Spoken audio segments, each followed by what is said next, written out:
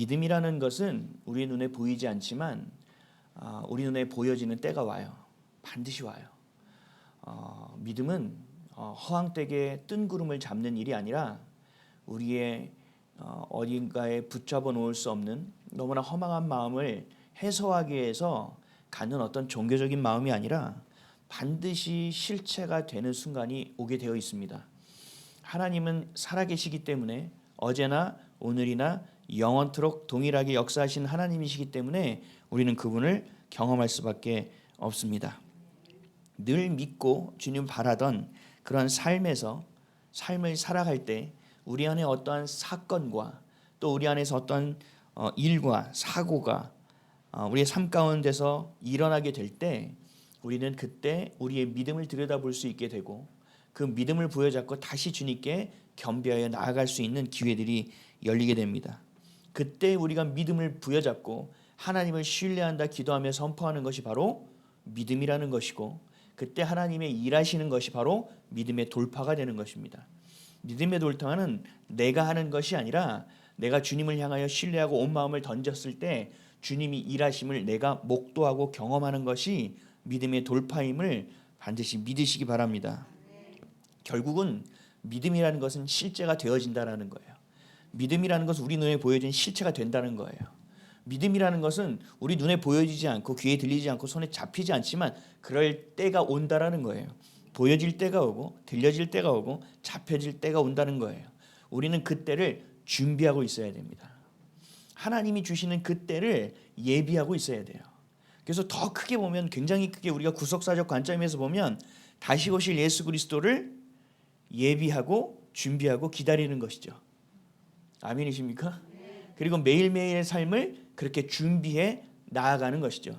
그래서 하나님께서 주신 것에 만족하고 또 하나님이 주신 것에 감사하고 또 하나님이 겪는 것 안에서 주신 것 안에서 또 믿음을 세워가고 주님을 향한 신뢰를 쌓여가고 주님이 주시는 소망으로 살아가고 결국은 그것을 사랑이구나라는 우리 안에 하나님이 던져주신 그 깨달음을 갖고 우리가 그 사랑을 나누는 인생을 반드시 살아가게 되는 것입니다. 그 믿음이 실체가 될 때 그 믿음이 맞닥뜨려져서 어떤 상황과 사건 가운데서 우리의 믿음이 고백되어진 그때를 맞이한 수많은 위인들이 성경에 기록되어 있고 오늘 살펴볼 에스더라는 사람도 그때를 맞이했던 사람입니다. 아하수에로 왕이라고 있었어요. 그 대단했던 바벨론 제국을 무너뜨리고 페르시아, 성경에서 이제 바사라고 나오는데요. 바사 제국을 세웠던 그 나라, 그 안에서 아하수에로 왕이라는 사람이 있었습니다. 이 땅은 너무나 넓었어요.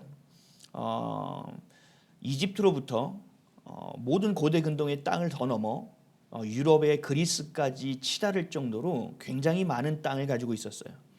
그래서 역사서를 보면 이집트에서 가지고 있는 끝에서 끝을 가려면 2년이 걸렸다고 합니다. 어마어마한 땅을 가지고 있죠. 그래서 성경에서 나오는 제국이라는 이름, 우리가 역사에서 보는 제국이라는 이름은 그냥 작은 나라가 좀 크게 돼서 제국이 아니에요. 우리가 생각할 때보다 상상을 초월하는 그런 나라가 바로 제국이라고 하는 것입니다.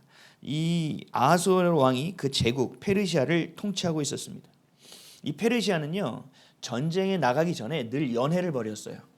연회를 일주일을 벌일 때도 있고 한 달을 벌일 때도 있고 멀리 가고 큰 전쟁을 하면 2달을 연회를 할 때도 있어요. 연회를 할 때는 왕이요, 온갖 기름진 짐승을 다 잡아요. 그래서 다 먹입니다. 그리고 모든 수를 다 풀어요. 그래서 너희들 이 사기를 올리는 거죠. 사기를 진작하는 거죠. 야, 너희들 갔다 오면 이거보다 더한 것을 우리 가질 수 있어. 그 당시에 전쟁을 끝마치면 그 전리품을 군사들에게 다 나눠줬거든요. 자신의 인생이 완전히 다시 새로워지고 우리의 가문이 일어날 수 있는 기회가 또 전쟁이었어요.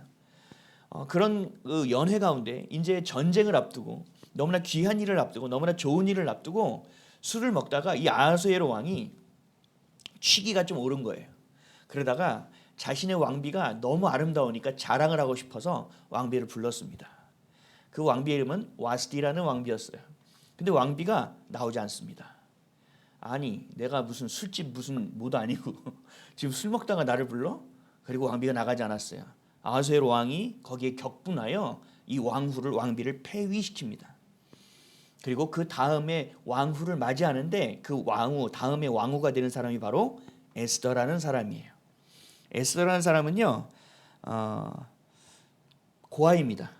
그리고 다른 나라에 끌려온 포로 출신의 고아예요. 그러니까 굉장히 미천한 거죠. 그리고 삼촌인 모르드게라는 사람이 길러줬어요. 성경에는 이렇게 기록되어 있습니다.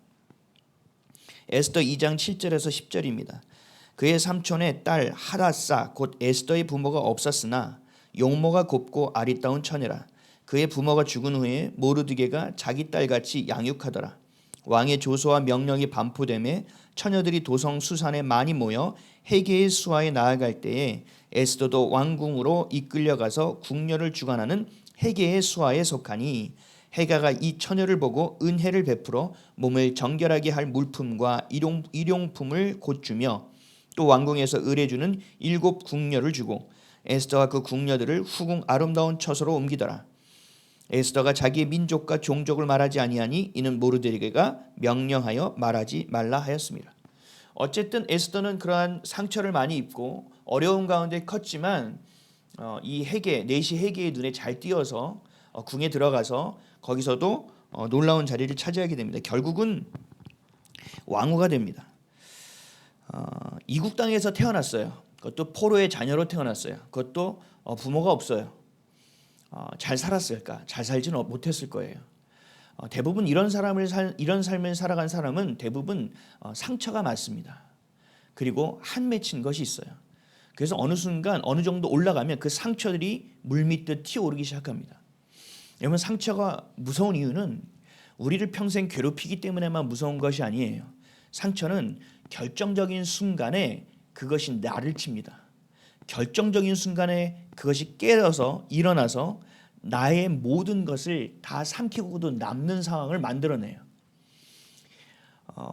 에스더도 그런 한 맺힌 인생을 살았고 또 상처 많은 인생을 살았기 때문에 사실은 에스더족도 그렇게 살아갈 수 있는 폭이 충분히 있었다는 얘기예요. 그런 상황 가운데 에스더가 왕후가 되니까 삼촌도 직분을 좀 얻습니다. 삼촌 모르드게라는 사람이 왕궁에 아마 문지기로 취직된 것 같아요. 관직을 받았는데 완전히 하위직 관직을 하나 가진 거죠. 그런데 이 모르드게는 유대인들은 다 그랬죠. 다니엘처럼 하나님 외에 다른 것에 절하지 않습니다.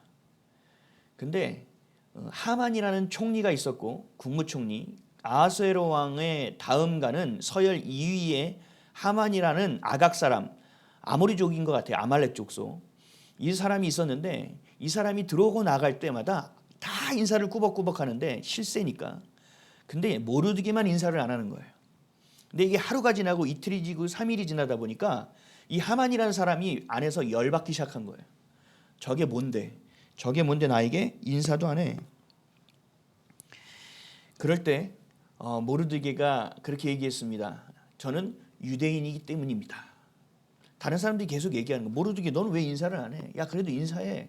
야 그래도 좀 고개 숙이는 척이라도 좀 해봐라. 그때 유대인인 모르드게가 얘기한 것은 나는 유대인입니다. 유대인은 유명한 거예요. 하나님 외에 절하지 않는 것에 매우 유명한 거죠. 그래서 하만이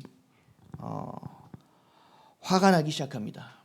이 분을 이제는 좀처럼 어떻게 할 수가 없어요.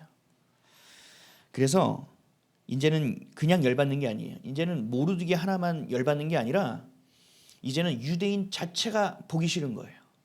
유대인들은 역사가 참 그래요. 보기 싫어하는 사람들이 참 많아요. 그래서 이 하만이라는 총리가 아하스로의 왕에게 나가서 이렇게 얘기합니다. 왕이시여, 이 나라에 많은 나라가 모여 살고 많은 민족이 섞여 살다 보니 하나의 법령으로 잘 통치가 안 됩니다. 그래서 통치할 수 있도록 나에게 칙령을 좀 내려주십시오. 법을 지키지 않는 자가 있는데 그들을 멸할 수 있도록 도와주십시오. 그러면서 자신의 은 1만 달란트를 왕에게 바쳤어요. 이 모든 금액과 일할 수 있는 돈은 제가 낼 테니 왕은 허락만 해주십시오. 그 당시에 은 1만 달란트는요, 이 당시에 벌어들이는 국세의 반 이상을 차지하는 거예요. 국가의 예산의 반 이상, 어떤 신학자는 3분의 2 정도라고 얘기하더라고요. 어마어마한 돈이에요. 하만이라는 사람이 그런 돈을 어떻게 차지할 수 있었을까? 이 사람은 항상 뒤에서 누군가가 쓱싹거리는 사람이 있었다는 얘기죠. 근데 모든 사람이 그런데 모르드게만큼은 이에게 고개 숙이지 아니하니 이 자존심이 완전히 상한 거예요. 그래서 왕의 허락을 받아냅니다. 그리고 모르드게 한 명이 아니라 모든 민족을 이제는 말살하려고 합니다. 그리고 모르드게의 목을 매기 위해서 20m가 넘는 장대를 세워놓습니다. 그 장대를 볼 때마다 하만은 기분이 좋았겠죠. 너 이제 저기 달린다. 너 그래 오늘도 인사 안 했지? 두고 보자. 며칠 후만 보자. 그러면서 기다리고 있는 거예요. 왕의 명령에 따라 각 지역마다 나라마다 단 하루에 모든 유대인을 다 죽이라는 조서가 그 대자보가 온 나라와 온 지역에 붙기 시작합니다. 그것을 보고 모르드게가 옷을 찢고 하나님께 기도하기 시작해요. 그리고 에스더에게 그 벽보를 떼어서 그 시중에게 시켜 전달하게 합니다. 근데 에스더의 상황도 넉넉치가 않았습니다. 에스더 4장 10절에서 11절을 보면 에스더의 상황과 상태가 나옵니다. 에스더가 하닥에게 이르되 너는 모르드게에게 전하기를 왕의 신하들과 왕의 각 지방 백성이 다 알거니와 남녀를 막론하고 부름을 받지 아니하고 안뜰에 들어가서 왕에게 나가면 오직 죽이는 법이요 왕이 그자에게 금규를 내밀어야 살 것이라. 이제 내가 부름을 입어 왕에게 나가지 못한 지가 이미 30일이라 하라 하니라. 모르드게의 소식을 갖고 온 자에게 나 못한다는 거예요. 아니 왕이 나를 찾지 않은 지도 벌써 30일이 넘었기 때문에 내가 감히 왕에게 뭐라고 얘기할 수가 없습니다. 그리고 이 당시 왕권이 너무나 강했기 때문에 왕 앞에 나아갈 때 허락을 받지 않고 앞으로 나아간 자는 무조건 그 옆에 있는 뭐라고 하죠? 가드라고 하나요? 그 사람들이 목을 치게 되어 있어요. 근데 그때 왕이 금규 자신의 그 권위를 상정하는 것을 내밀어서 그것을 손으로 잡으면 그 사람을 살려주게 되어 있는 거예요. 그러니까 결국은 목숨을 걸어야 되는 상황인 거죠.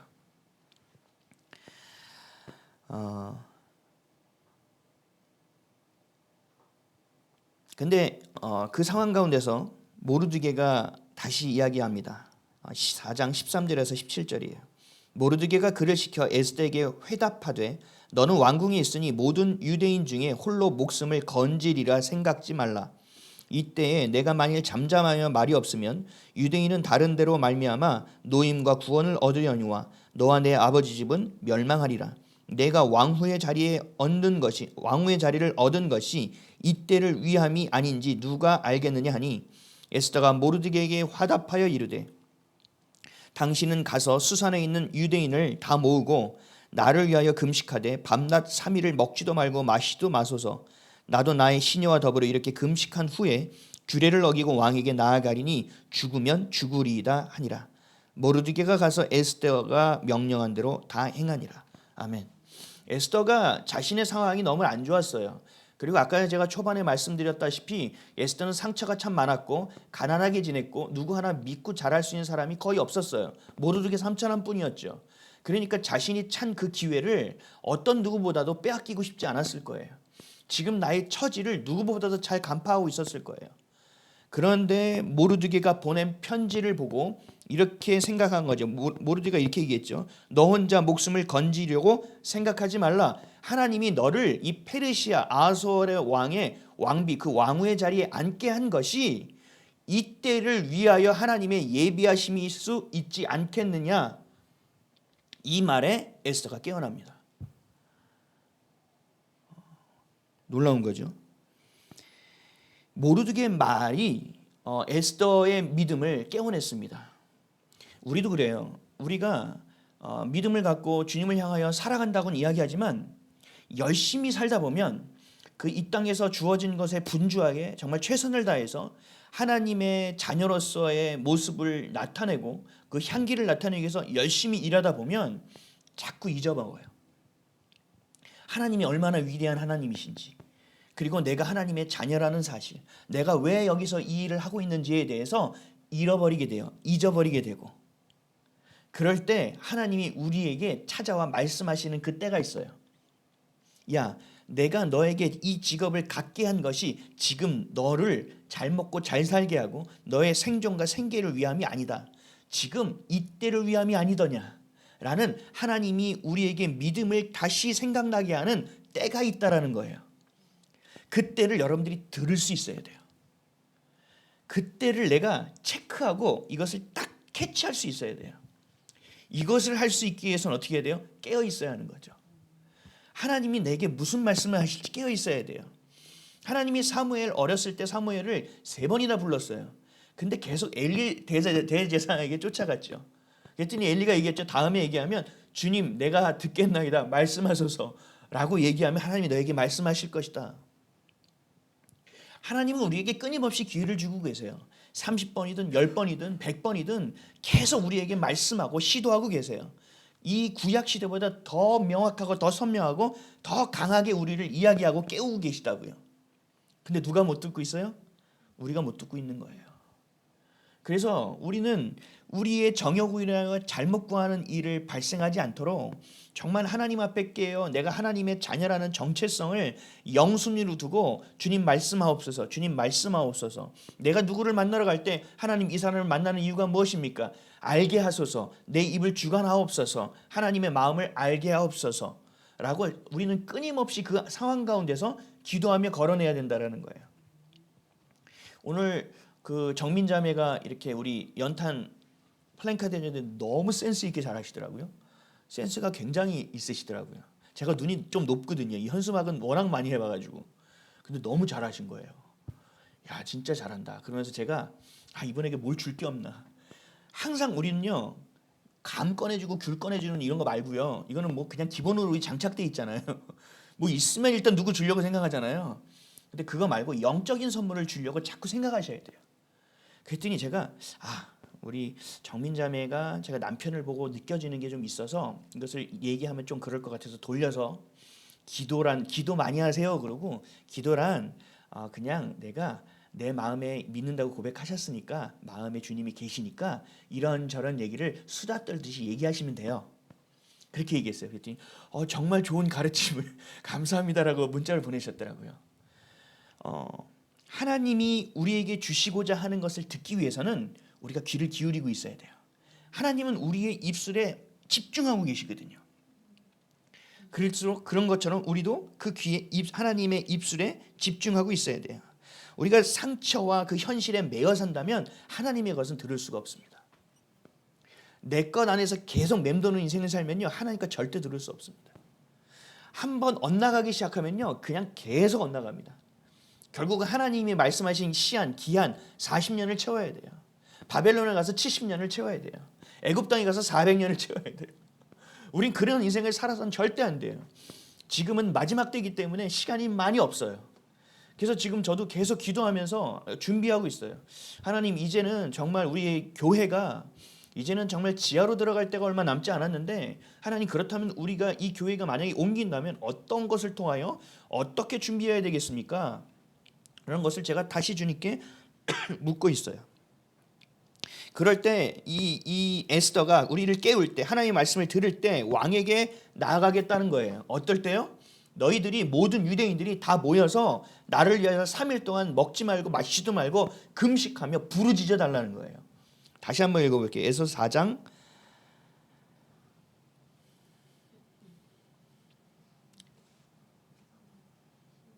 16절. 당신은 가서 수산에 있는 유대인을 다 모으고 나를 위하여 금식하되 밤낮 3일을 먹지도 말고 마시지도 마소서.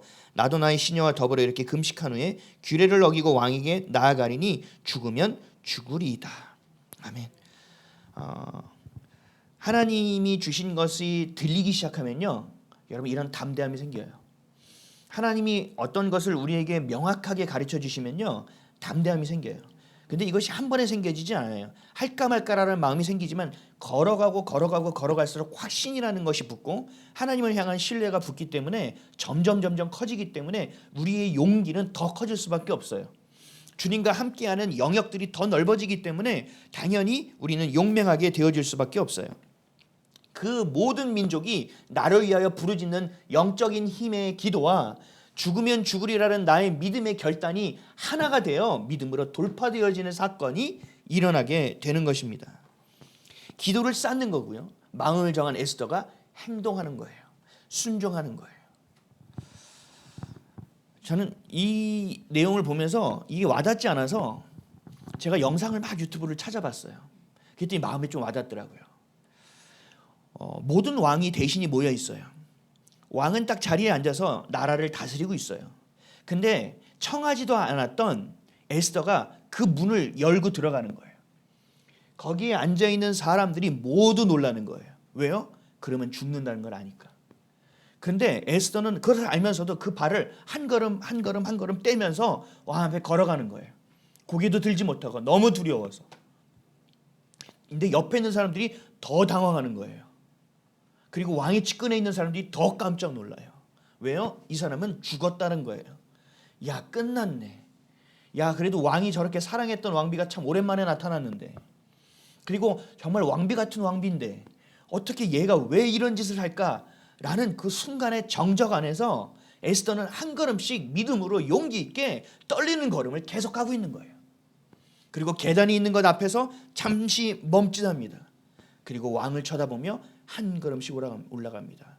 그랬더니 옆에 있던 친위 대장이 소리칩니다. 슬로우 모션으로 가드.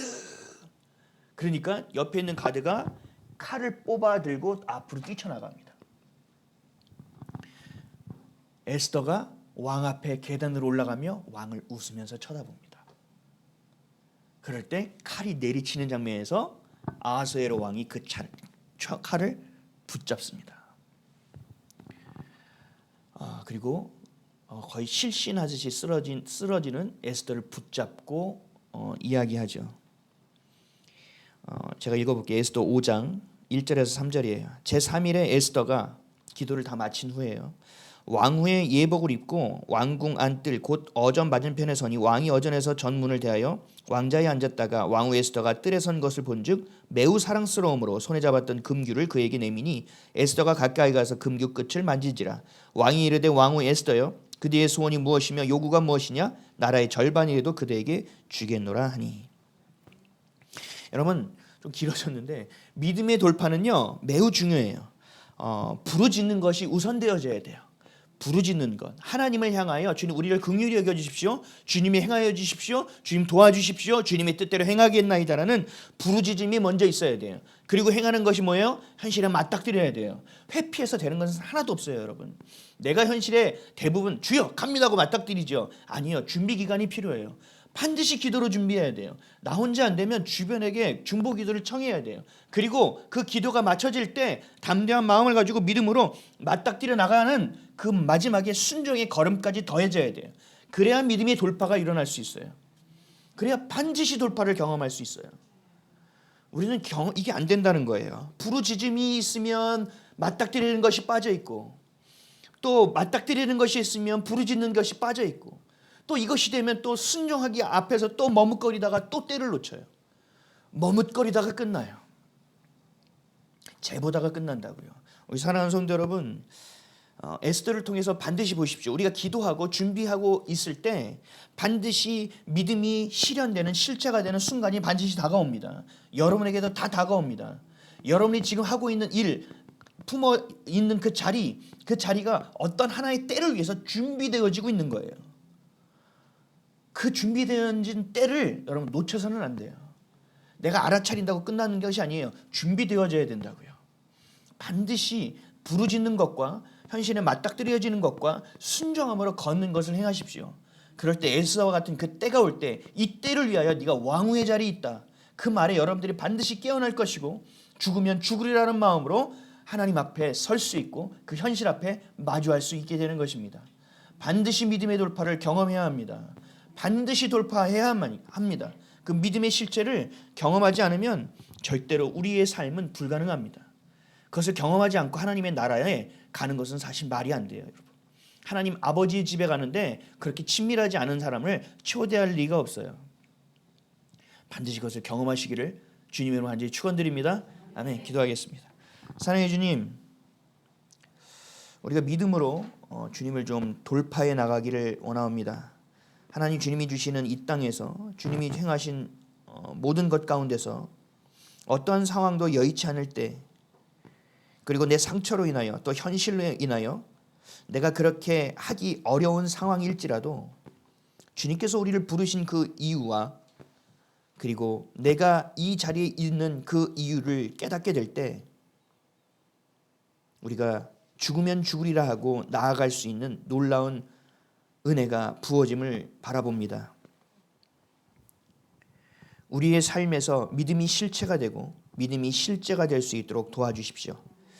이것이 바로 그리스도인의 모습이며 하나님의 자녀가 살아가는 모습인 줄 믿습니다. 반드시 부르짖게 하여 주옵시며 연합하여 부르짖게 하여 주옵소서. 두세 사람이 모인 곳에 함께 하신다고 말씀하셨소. 또 하나님 삼겹줄은 쉽게 끊어지지 않는다고 말씀하시지 않았습니까? 하나가 천을 쫓고 둘이 만을 쫓는다고 하였습니다. 주님 반드시 연합하여 부르짖게 하시고 그 현실에 맞닥뜨리게 하여 주옵시며 발을 내디딜 수 있는 믿음의 순종이 우리 마음을 다하여 모아여 주님을 예배하고 있는 우리들에게 반드시 있게 하여 주옵소서. 깨어 있게 하여 주옵소서. 깨어 기도하게 하여 주옵소서. 주님이 원하시는 그 마음을 모으게 하여 주옵소서. 감사드리며 예수 그리스도의 이름으로 기도합니다. 아멘.